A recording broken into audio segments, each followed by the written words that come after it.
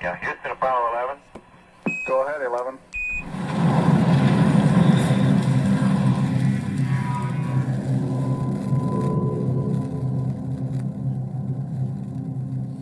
Seconds away from the Apollo 11 liftoff. All the second stage tanks now pressurized. 35 seconds and counting. We are still go with Apollo 11. 30 seconds and counting. Astronauts report it feels good. T-minus 25 seconds. 20 seconds and counting. T-minus 15 seconds. Guidance is internal. 12, 11, 10, 9. Ignition sequence start. 6.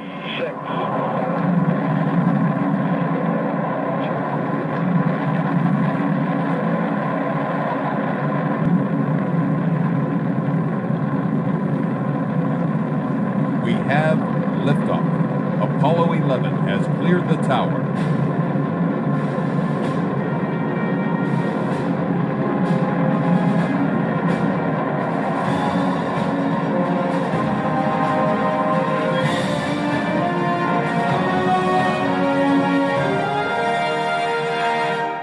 You just heard sounds of the 1969 launch of Apollo 11, which landed humans on the moon. Today we have a new first for outer space. Thomas REEMER is embarked on one of the most remarkable multimedia projects in history, the launch of the first ever global competition, a live stream television series known as Space Hero, where contestants compete for a $55 million 7-day trip to space after they've competed for months inside space villages, which will soon be erected across the world in cities and in desert locations. Thomas REEMER had an early career in the music industry, working with top artists and legends. He is the founding partner of TDGA Holdings, owner of the Space Hero IP, and Thomas REEMER is my guest coming up.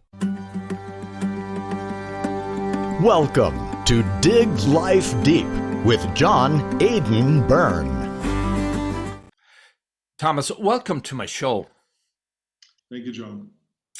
You know, through history, there have been so many major disruptions, political, cultural, technological. You know, we'll go back as far as the invention of the printing press in Gutenberg. That caused major revolution and arguably led to the Reformation, when widespread availability of printed Bibles got into the hands of the masses. We had other disruptors. We had gunpowder. We had various ideologies. We had the invention of electricity. We had modern media, television. We had revolutions, counter-revolutions. And I mean, the list goes on and on. Now, arguably, what you're going to tell us about is also a disruptor. And am I going a little far here? Am I losing the run of myself? And so tell us about it, and welcome to the show. Wow, what an entry, okay? The interesting part about what you just said, John, is that I am actually a historian and have studied history and politics, and was about to become a PhD candidate when my life turned into a different direction with the music industry. But we could have also sat here with me being Dr. REEMER in history, and you would have asked the same question, and I would have loved to answer that. But the point is that history teaches us only one thing, right? That things are happening again and again and again in cycles under different circumstances. We can choose to learn from that, and but we can never look into the future and predict it, right? Because a lot of things just happen in a different way, but the patterns are always the same, and so are the patterns of disruption. The disruptive element that we find is harder and harder and harder these days because we have so much information. I mean, just imagine 300-400 years ago, what did you know? Nothing. You knew your immediate surroundings, the farm, the land that you were working on, your family, your kids, the animals. And then you might have heard something when, whatever, Hannibal crossed the Alps with the elephants, you know, that will be a rumor that it will have spread far, but that's it. And today we wake up and we are bombarded with everything that is happening on this planet. And while this is terrifying, this is also wonderful, right? We just have to get used to it. And I think what we are finding ourselves in at this very point in time is that everybody's adjusting to that situation. You and me, because we are from the same generation, we are adjusting to it consciously. There are younger generations that are already living with this, that are adjusting a lot easier than us, right? And then there are the youngest ones that don't know anything else but the barrage of information that they get hit with every day. And they're very cool with this, right? Because it's normal to them. So how can we reach them? How can we excite them? How can we disrupt everything that they know with what we do? And that is a very, very tough question, but we hope that with Space Hero, we are creating something that will reach every single person on this planet, because it is so audacious that people are simply thinking, wow, that is interesting. So Space Hero is the big new disruptor. And before I move on, of course, the internet, rock and roll, and all of that cultural phenomena, massive disruption. And the internet has led to all these kind of apps. We're going to talk about Space Hero. The way you laid it out to me in previous conversations had me falling off my chair. And I was quite sober when you explained all this to me, but you're going to have to walk us through it. It's absolutely amazing. It's going to be a major reality TV show, and it's going to be based on Earth and in space. That's right. I guess a reality TV show is the lowest common denominator in terminology that we can find to really bring it home. Because what people understand about that is that we are filming something that is real, reality, that they can watch it at home on a screen, although whoever calls that television still, and that it has to do with audience interaction. And this is where the disruption starts, because you're disrupting in two ways. One is anybody that will have thought that they want to fly to space, which, let's face it, when we're 6 and we're going to school, right, first grade, doesn't matter if we're sitting on the floor of a dirty school in Afghanistan or Nepal, or we're sitting at an expensive bench, right, in one of the boarding schools in England. Everybody wants to become an astronaut. This is like the aspiration of people, right? But then you lose the track when you get older, reality kicks in, you think you won't make the cut anyways, right? Mm-hmm. And this is one of the things, one of the disruptions we bring back, because we tell people, start the journey. You only have to be 18 plus, and you only have to be able to speak basic English, right? To try and see how far you can get in that aspiration. It's an easy thing you can try for yourself. The process that we would take the applicants through, it is for free, it's ad-based, everybody has a mobile phone in their pocket, so you can absolutely take part in this and see how far you can get. And if you don't succeed, which is, you know, very, very hard in the first season, you might succeed in the second, you might succeed in the third. And then going forward, John, we will have parents preparing their kids while they're already at school for competing in Space Hero, right, for one of those spaces. But the other disruption that we are doing or creating is that we are asking the global population to engage with us to decide who the next person in space is. And this is really different, because usually you know astronauts when they come back, right? They land and then they go around and somebody says, oh, they've spent 6 months on the International Space Station. And we want to do this differently, because if you know the person that is launching in a rocket before they are going into space, then everything has a lot more gravity, everything has a lot more importance, and everything has a lot more impact. The impact that this person is witnessing, what the story is that get them there, right? What the story is that they're telling when they come back. And all of this is really important. We want to have millions of people watching the launch with us, right, in a celebration of humankind, because the emotional connection with the person inside the rocket has been established long time before, and you really care about that particular space hero mission. And that is a massive disruption, because people will understand that if they come together, they can create the power that makes these things happen. And we're not talking national power, we're not talking local power, we're talking global power, right? The mobile phone is the big disruptor here. Everybody's carrying this little computer in their pockets, and we never use it in a global way, right? We do our little local things, you know, we go on social media platforms, etc. But do we really communicate with the world? Do we really have the feeling that we are in it together? No. And that's what we want to change. So there's a lot of components to this, Thomas. You're building these space villages around the globe in many countries, and even here in New York City. And people will apply to get into the competition, and I presume there'll be a high bar to cross. Tell us about the villages, and tell us about when you expect to get this reality show up on the networks or a network. Explain the process. So it's a 4-step process, right? So first is the applications that we will find through the Space Hero app. People will be able, hopefully from March next year onwards, to download the app for free, start to apply, and the audience will already see the applicants from the start. We wanted to do this differently than usually casting shows do it, because it's such an important task to get it right. We have to find 24 finalists, right, out of millions of applicants from around the globe. And the input from the global audience is very, very important to us. As, by the way, is global participation, because we could have done it in a kind of from the West trickling down kind of style. But then it really doesn't make sense, because access to space has been denied to half of the planet.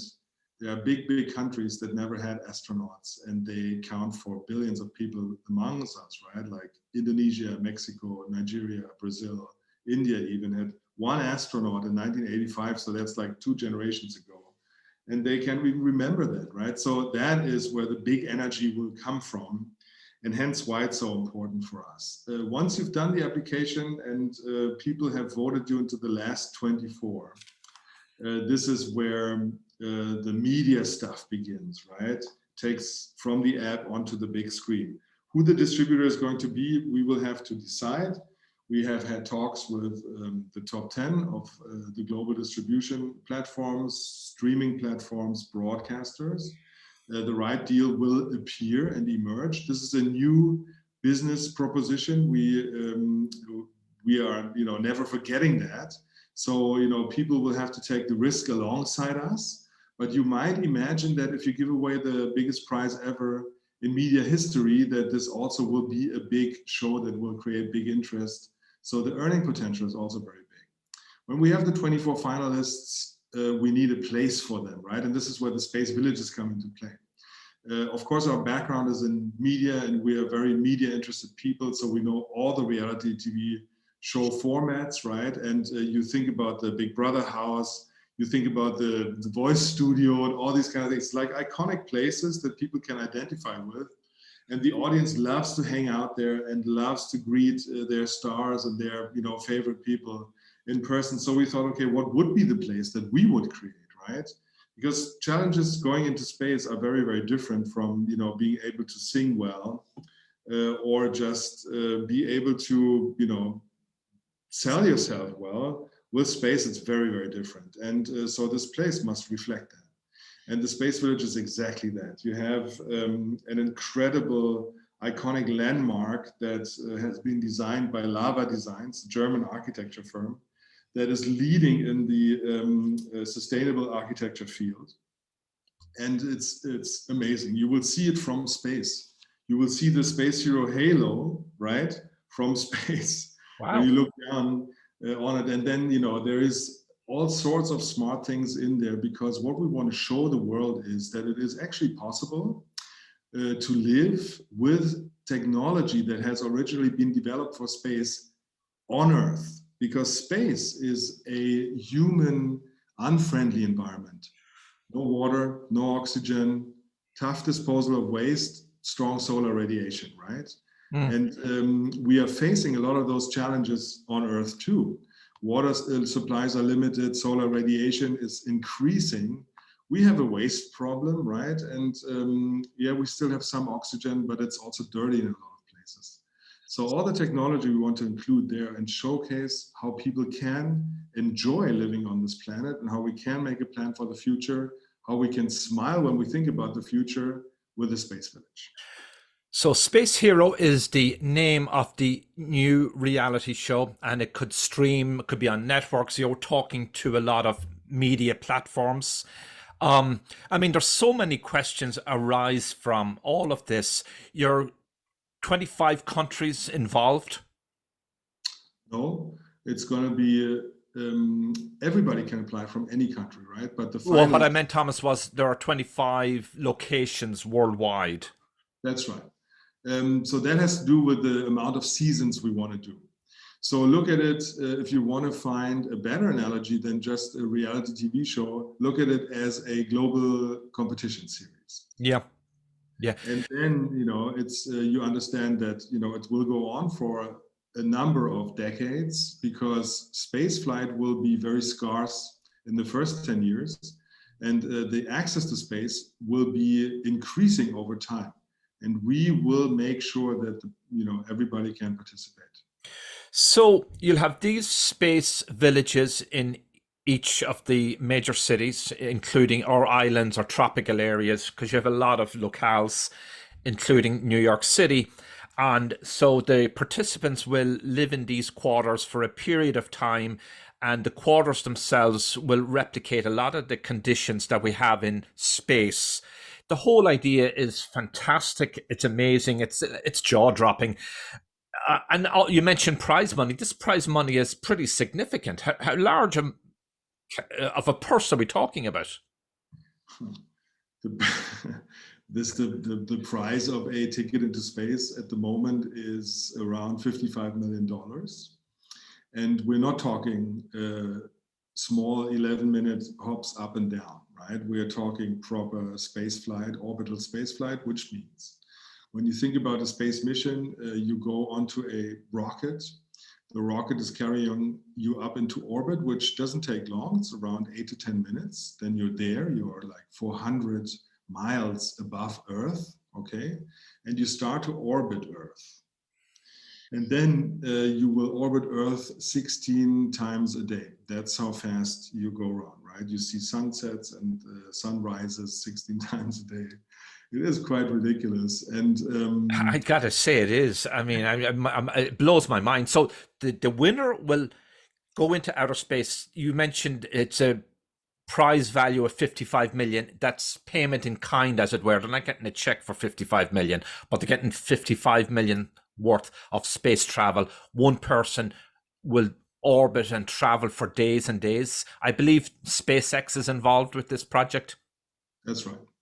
As the prime launcher in the market, that's who we are working with. But I don't understand if the participant would have to have some savvy, some know-how, so some technical skills to go into space. Would they have to be trained as an astronaut? They will be trained as an astronaut. The difference to training for a long duration astronaut, right, when they go up for 6 months, etc., is in what the mission is. So you have to imagine that the pure event of the flight compared to when you carry out a scientific mission is actually not that complicated, right? Those vehicles, they fly themselves, they're automated, so you don't have to pilot them. You have to know the emergency procedures. But you know what, John? It's like, would you get into a spacecraft that you know is piloted automatically and controlled remotely on Earth? And you'd be cool with understanding the safety protocol and then you do it? Well, I mean, the whole idea of going into space just is extraordinary to begin with. Some people will... Yes or no? Would you? In my personally, it's something that was controlled by, you know, I had nothing to manage or anything, I don't know, I'd be uneasy, I'll be quite frankly. Okay, but would you go or would you not go? I'd have to think about it. I would. Okay. The point is, right, that this is only one side of the coin. The other side is, what is it that you do, right? What are you doing there? Why are you there? What's the role that you're playing? Why do you want to do it, right? And people will have very, very different motivations to apply. So when you think about Western societies, right, there will be a big play on fame and fortune, because you will become one of the most world famous people. You will come back, you'll have a top career, right? Everybody will want to book you, you earn a ton of money, you become a millionaire many times over, no doubt. Is this going to be enough, right? People from developing countries will see it in a very, very different way. They have grown up probably be hungry all their life, right? For them, it's a big chance. And the chance is not only to become famous, but to really make an impact into their society, right? An impact into their environment, maybe become president of their country. And so these groups of people we have put together, and those will be the finalists, 12 men, 12 women, 12 people from developed, 12 people from developing countries. And those conversations are interesting because you need to understand why you're there. Nobody in their right minds can think that they can go back to their old lives after this. If you're chosen the space hero, your life changes dramatically. And if you think that you can all use this for selfish gains, you're totally wrong, because the only option that you have afterwards is to put your life into the service of humanity. And the people in the show, the drama, will come from people's realization about this, right? Because not everybody's cut out for that, right? I mean, you are doing a service to humanity because you're reporting, right? You're writing for people. You know, create the stories around the information that we are giving, and people read you, and that's brilliant. In a way, well, I thank you. I'm flattered. I'm glad to hear somebody say I'm doing something for humanity. That's a good way to put it, Thomas. I like that. Absolutely, and in a way, kind of, we do too. Look, we don't suffer financially or economically from it, but absolutely, this is our service, right? We are older now, and that means that, you know, all the business activities that we make, must make sense to us as well. If they don't make sense to us, you know, we wouldn't touch it, because we are living comfortably already. And it's a great life that we have. So when you pick up something and you need to put your energy into it, it must make sense for all of us. And that's why we're doing it. And the space hero needs to understand that too. And that will be the interesting part to watch. So when you're up there, and there will be a live stream, so you will be able to talk to everybody on Earth, students, universities, celebrities, politicians, whoever, right, will want to talk to you, and there will be tons of people. You understand your role, and then you'll say the right things. Let's do a quick recap on some of the facts here. So you're going to have these space villages in how many countries exactly? How long will the participants compete inside the space village? And what kind of activities will they engage in? And can you give us a dateline on when the reality show launches? Okay, so the first season will, we anticipate it to launch in March next year. Then we have the application phase, and the 24 finalists will come together for the first time in September of next year. They will be together for 3 months, right? When you look at a typical season of any casting show, it's like 3.5 months. And I'm going to stop you right there, Thomas, because that is just, again, one of those jaw-dropping statements. They're going to be together in this space village for 3 months. I can just imagine in New York City. Oh my gosh, the attention that they will get. And let's say, I don't know where you're planning to. I've heard rumors about the location in New York City. I don't know if any of these are true, but I can imagine people will be walking by the village, peering in, knocking on doors. Can I get inside? Can I get inside? No, it's just extraordinary. You can't get inside during the filming, but you can see it from outside, right? That's the most important thing. And then, of course, there's extensive reporting because I was always a fan of, going into 24/7 live streams, whatever show it had, right? And people will be able to do that and really engage with the contestants. The 3.5 months, John, are important because you will only get through so many challenges, in a week, because they are exhausting. And the challenges really speak to the Holy Trinity, as we call it: mind, heart, and body, right? And that's exactly what you need as an astronaut, is the full balance of all these things. Astronauts are revered people, because they are so complete in our eyes, right? They are knowledgeable, they're fit, they are brave, and they are psychologically strong. That's why everybody's like, astronauts are like gods. But you know what? We can also achieve that, and we must strive to do that, right? Because the combination is the key. And if you're not as physically fit, that's fine, because you can make it up through a brilliant brain, a brilliant mind. You can make it up through a brilliant teamwork, and being a reliable cooperation partner. And that's what the challenges will bring out during those 3 months, right? It's not only fitness challenges. Yes, there is also, but contestants will have to create their own energy. They have to grow their own food. They have to understand and learn, like knowledge, right? There will be tests of knowledge. And then there's coordination, physical coordination, psychological duration and stress tests. All of this stuff will happen. And, we see people not cracking up under the pressure of challenges, but under the pressure of an increasing global audience watching this and really pinning their hopes on each one of us, right? And that will really put pressure on the contestants. What would be the typical profile of a candidate or a participant in the Space Village? Will they be young, physically fit, it sounds like? Will they have gone to college, working class, middle class, musicians, artists? What kind of people are these? So 18 plus and a little bit of English is the only criteria. They have to have English. They have to have some basic English, because the world wants to understand them, right? Mm-hmm. And I'm sure technology at one point will enable us to speak in our mother tongue, mm-hmm. and I will understand you, you will understand me, but we're not there yet. So that is the lowest common denominator. But everything else does not matter, right? You have to check out the story. There are physically fit people that are a lot older than just being young. The oldest person that has been to space, John Glenn, actually was 73, and then Wally Funk has been flying with Blue Origin. Yeah, and I guess he was 93. So it's all possible, and there's no age limit, right? And we don't want to put an age limit. There's no limitation on education. Education and traditional education as we know it, right, with school and university and all this kind of stuff, might not be the fit model for the future.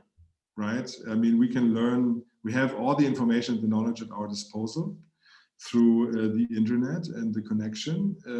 We just need to know how to find it, right? We need to be smart in filtering that. We need to be smart in analyzing it and coming up with our own solutions. So that's what we're asking for, right? And there is no criteria of who you are, right? When you apply, you have to tell us why you do it.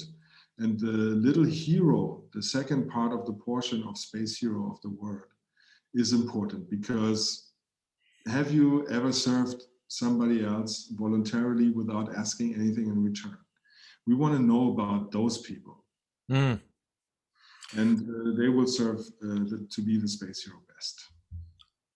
Describe the interior of this Space Village in some detail. Will everybody have their own quarters? Will they have a communal area to eat? Will there be recreation, entertainment, sports facilities, a gymnasium? Will there be odd and eccentric kind of things? All of it. There is tweaks and twists to all of this stuff, right? We didn't want to redefine the format too much, because already the proposition is new and hard to grasp when you do it for the first time. So the format itself, stays quite as what it is. It's, quarters, living quarters. With us, though, the living quarters get smaller instead of bigger, the longer you're in the competition, so that you can get used to the small space you will be in. So in the actual Space Village, Yeah. So you'll cram, it'll reduce in size. This is where you're living, guys. Okay.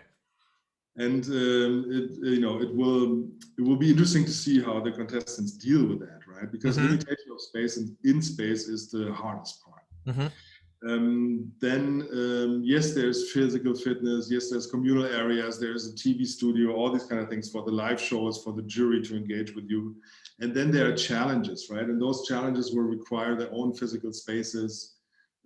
We don't know how far we can go in New York, but in other spaces we will have buoyancy tanks so people can simulate zero gravity underwater to assemble things and all this kind of stuff. How will they get their meals prepared? Will people bring food in? All of those kind of basic elementary things. They will grow a big portion of their food. The goal is that they can do this 100%. In the village, they will grow their own food with the latest technology. Well, we've seen a lot of that in places like Disney World. They've shown that for many. It always fascinated me. But Disney's not the only place doing it. You go to horticultural centers around the world now, and it's a common thing. In cities, they have little farms, urban farms. Urban farms. For New York, that's exactly going to be the key, because you want to show the audience that it's actually possible. You can do this at home now. You just have to know how to cook is another thing, right? What do you do with the ingredients once you have them? If you only rely on delivery services, you better start cooking now. Yeah. So again, when people hear this, there's a certain level of skepticism, I'm sure, when people hear about it in the beginning. By all accounts, you're well funded for this. You have a company that's prepared to put up this money, and the plans are at an advanced stage. Now, when we get into the actual competition, you've thought this out in a very creative way, and you can describe it. The list will be whittled down to 3 participants, and they'll be taken to the space station. And explain what happens then, how all of that works, and the eventual winner is chosen. That's right. So the elimination process was a hard one for us to crack, because we don't want to subscribe to the useful, useless analogy, right? When you eliminate people, you're almost giving them a stamp of you're not making the cut, which is like, all right. In space, it's not like that, right? Because you can use everybody. And so with us, to keep the excitement going, we will eliminate people, but they will stay on and help the people staying in the competition. So they have to become bigger than their own ego. Big challenge, interesting to watch. Say that last part, very important. Bigger than their own ego? Yeah, because they will help somebody else to win. They can't win anymore, but they have to help somebody else win. So you have to jump over your own ego that you're disappointed that you didn't make it, and help another person win, which honestly, I can tell you will be a very fulfilling task.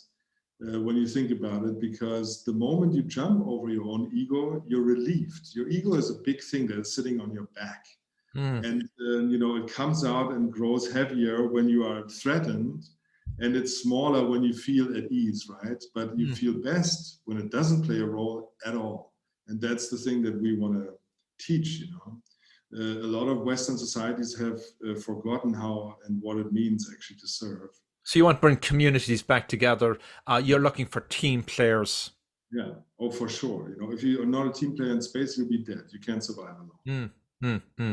So there'll be 3 people, and one will be selected, and there'll be one person will be chosen in the end. Yeah, and it's a global audience. So presumably they'll be able to go. There is a moment.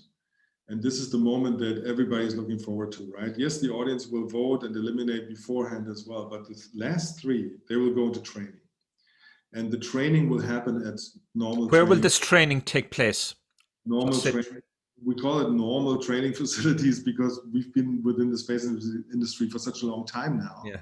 That for us it's not even special anymore, but it's NASA, it's going to be SpaceX facilities, NASTAR and all these. They have. So it's going to be in what state? I believe in America. Where will they be doing the? It's California, Texas, SpaceX. And Pennsylvania. Yeah, NASA. Okay. So it's proper stuff, right? So then these three will all be flight ready. And you have to imagine that on the day of the launch, which is exciting anyways, right? So they'll all get into their suits, come down, then they get into the car. I don't know if you've ever seen a live stream of a rocket launch. Have you?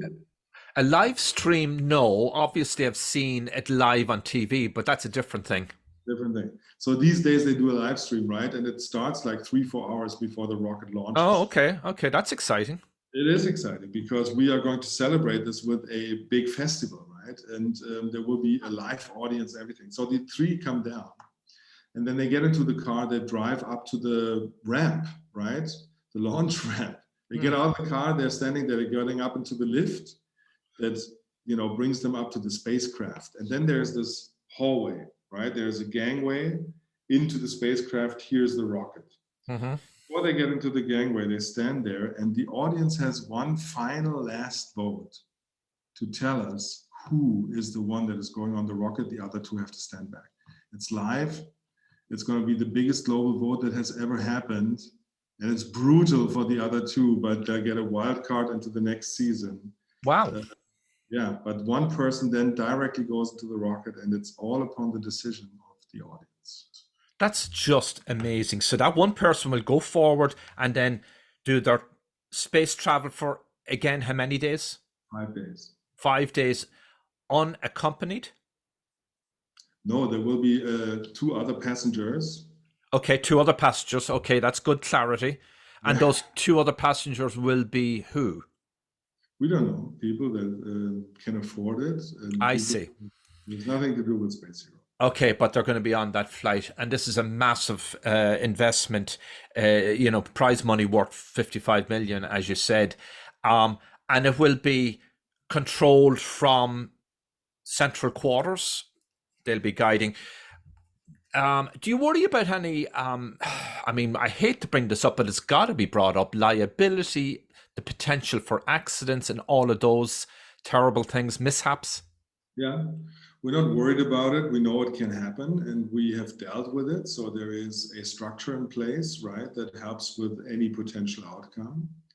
We always have to understand that when you get on top of a rocket, you are getting on top of a controlled explosion.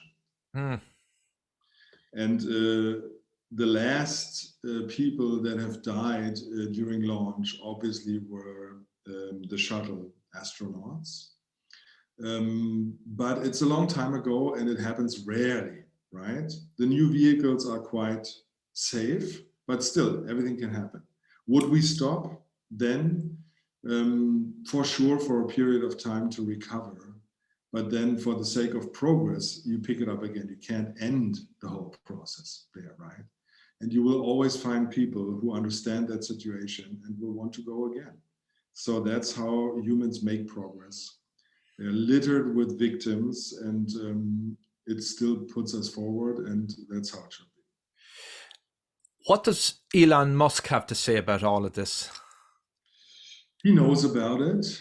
And obviously they are partners and that's it, right? The rest remains to be seen. We love everything that he is doing.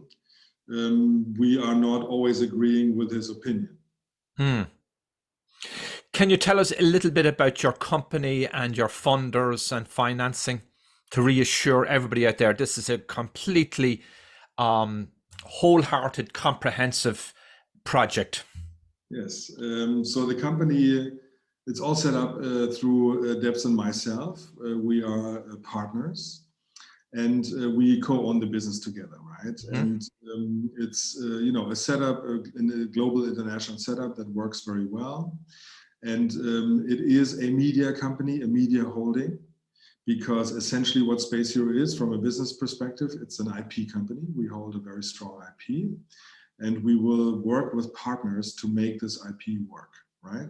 Because when you look into the future, this little thing that I'm describing to you now, which is mind-boggling when you hear it for the first time, will become very normal, right? You do a second season, third season, then you do spin-offs, right? You do the first athlete in space, the first musician in space, the first creator in space. You can do the first for so many things.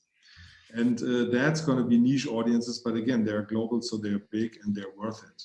And we are, aiming to be Olympic-like, Disney-like, a combination of both in between. Yeah, there's a total of 15 seasons slotted so far, so this is gonna have a long run. It does. Yeah. Because the genuine opportunity, and I don't want to say too much about it, the genuine opportunity lies in where and in what state the space industry is at the moment. I'm going to circle back to the disruption as we started the interview on, and you just alluded to that now. At the beginning, people's jaws are going to drop. It's mind-boggling. It's just hard to get your arms around it, metaphorically and physically. But then it'll become an accepted thing within our culture. This is, in your view, going to change a lot of thinking, maybe ideology in the world. Absolutely. You spice it up. Look, from a media point of view, you spice it up with the destinations that you fly to. So eventually, of course, you're going to be on the moon. Eventually, of course, you're going to be part of the first Mars mission, right? Mm-hmm. And there will be casualties, John. There's no doubt about this. But still, it's almost like it's not only the moon landing moment, it's a bigger moment. It's as if, Columbus discovers America and you're there live. Absolutely, we will also be there, and those will make it exciting. We want to send the first kid into space. There's never been a kid into space. Can you imagine that? Kid, yeah, child. When they come back, what they have to tell the world will be impactful, massive. Yeah. But that's the long-term. That's long-term strategy, because I noticed in some of your notes on this, you mentioned about having a family in space. So it's a pretty all-encompassing long-term strategy. Tell us a bit about yourself, your background. I come from the music and media industry. I was lucky enough to experience the music industry in its heyday in the 90s in Berlin, which of course was at the forefront of a lot of musical direction in the 90s. I was very young then and just enjoyed my time, never looked back. Became more of an international-oriented business person when I picked up a study at Paul McCartney's Liverpool Institute for Performing Arts, which is in Liverpool. It's this old school where he went to school with George Harrison, to a kind of a fame school, right? You can study music there, acting, stage lighting, and entertainment management as well, which is the course that I took. It gave me an insane network because my mentors from day one at that school were, Ed Bicknell, who was the manager of the Dire Straits, and Paul Barrow, the manager of Duran Duran. And I looked into building an international company, right? And I found a good partner in London, Mark Bjørnsgaard, whom I set up Artists First with, which was my first international company. It was an e-commerce company enabling artists to sell music through the mobile phones and through MySpace, which nobody knows, none of your listeners knows what this actually means because they're probably too young. But MySpace was the Instagram of its time. And with a little bit of code from us, you could turn it into a store. And a lot of people used it, amongst them Prince, and we done a good business. We sold it later to Bob Geldof. And then I started to look into disrupting television. So all the YouTube stuff came up in 2006, 2007. And I did one of the first ever web series called Big Fish, Little Fish. We did 6 episodes only, which are still on YouTube, by the way. And we sold them per episode. MTV came knocking. They wanted to, take it into the program, to the regular program. We couldn't get together because the cultures didn't fit. And while I was doing that, I traveled extensively and analyzed TV and internet markets around the world. And one of them was Russia. And that's where I discovered Space Hero in 2007, because the Russians, they really wanted to send somebody to the International Space Station in a global casting show. So this idea is not new. So the Russians came up with this initially. Wow. Well, it's actually not true. They also wanted to do it, right? But I think the initial idea came from the 90s from the people that wanted to take over the Russian space station Mir. Before the ISS, there was another space station called Mir, and an American group of people wanted to take it over, and they also wanted to get candidates up there. Never materialized. It's like 25 years ago, 30 years ago, right? And then Mark Burnett, the TV producer who is the creator of the Survivor format, he wanted to do Survivor in space. And also 20, 25 years ago, never materialized. So this idea is not new, it's not mine, right? I just took it and analyzed and brought it into the new age of the mobile phone and how you do all of this with media distribution. And then, of course, you know, we tried it once and it didn't work because we couldn't get a ticket to space. There was the time when the space shuttle was grounded in 2011. It was impossible to go to space because the only launcher in town were the Russians, and NASA was flying their astronauts to the ISS to fulfill their international obligations. We didn't have a chance. So we had to shelve the whole thing. I did something else. I moved to China and, you know, built another platform, sold it, and then in 2015, I got a call when somebody said that SpaceX is going to come onto the market. There will be tickets and I should start this thing again. But then what do, right? You know, reheating an old love is not a good idea if you do it in the same way or approach it in the same way that you did in the past. So two things. I didn't want to do it alone anymore. So I asked the first person that came to my mind, which was Debs. And the second thing is that why do you do it, right? And it was clearly an impact project and not a TV project anymore. And that gave this additional color that you find so fascinating. All the thoughts, all the philosophical thoughts on, you know, who's going to be in the competition, what's this role of the space hero, what impact does it really have on the planet? Why are we doing this stuff, right? And since we thought about it and formulated it, it moved into the right direction because people can follow this and they understand it. Will you need, I presume the answer is yes, regulatory approval, government license? You know, I can't just say, oh, I'm going to fly to the moon. Yeah, no, absolutely. But our partners are taking care of these things, right? That's what you pay the big bucks for. Yeah. Just before we came on the air, we had an amusing moment. I thought it was fascinating. You produced this Bible. Apparently, well, you can produce it again. And I says, wow, what's this? What is this telling me here? And I said, wow, he must be reading my mind, because we spoke about the Gutenberg press that led to the mass distribution of the Bible, and ultimately, I suppose, directly or indirectly, to the Reformation, because people could start reading and thinking and questioning and be cynical and not cynical. Whether they were right or wrong is a whole separate matter. Which brings us to lifestyle choices within the village, you know, the practice of religion, faith, and all of those things. You know, so a Christian, for example, or a Catholic, will you accommodate their needs in the space village? Absolutely. So we always looked at space as something where your gender, where your race, where your religion, where your age, almost your nationality doesn't matter, right? I mean, you've heard something of the overview effect, right? People go up there, they look back on Earth, and you can only see the geographical things. You don't see any conflict. That's the idea. Because there's no borders, no politics, nothing. You just see how beautiful it is. Perfection.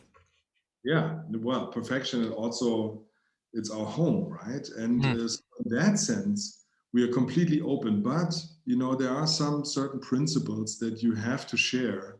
Otherwise, you will feel displaced in this competition and the community that we want to create, right? Because if you really care about the planet, then you understand that your religion is something that is important to yourself, right? And that you don't use it for, you know, power gains, for any moves that, you know, are going to suppress other people.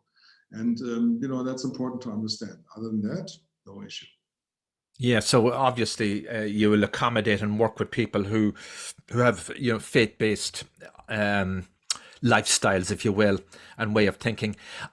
So give us again some dates. When is the when is the start date for all of this? When will we see it streaming?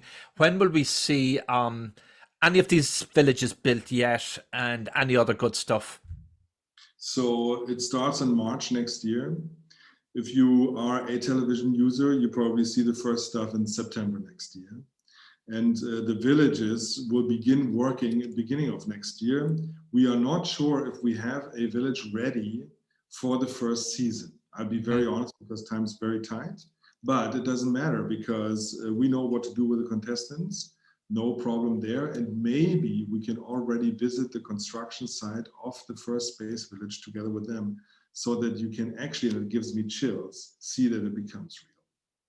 Well, this is good. We're going to conclude in a moment, but sounds like, and it will be, a big commercial enterprise. You've thought this through, because you're going to have a hotel dedicated to the whole concept and the show, where people can watch. I can only imagine what the room rate will be per night. Probably not going to cost anything, because it's a lot more valuable to invite the right people to stay there for free, so that they can multiply the message. And whatever happens after the season, look, we're surrounded, right? This company is good. It's big. It's, we have an extensive network. We've been in this market for a long time, which means, people look at this and they say, hey, there's a hospitality angle here, and you should do that and this. And we're like, cool. The commercial development of all of this, we are absolutely not worried about. I can tell you that this is going to be a big commercial proposition. The hardest part was putting it together. And, this is what took time, because, as with you, I've spoken to probably 2,500 people directly who had decision-making power, right? And you need to convince every single one of them that this is a good idea. And 25,000 have said no after the first minute. So the usual life of an entrepreneur also applied to us. Yeah. Anyway, I'm going to wish you good luck. I'm going to watch this and follow it closely, and we're going to come back together again to talk about this. And when your space village goes up in New York City, I want to visit. I really want to visit that. You will be there, and we will grow food together. Yeah, we'll share a beer and have a sandwich. Thomas REEMER, thank you and good luck. Thank you very much, John. Appreciate it.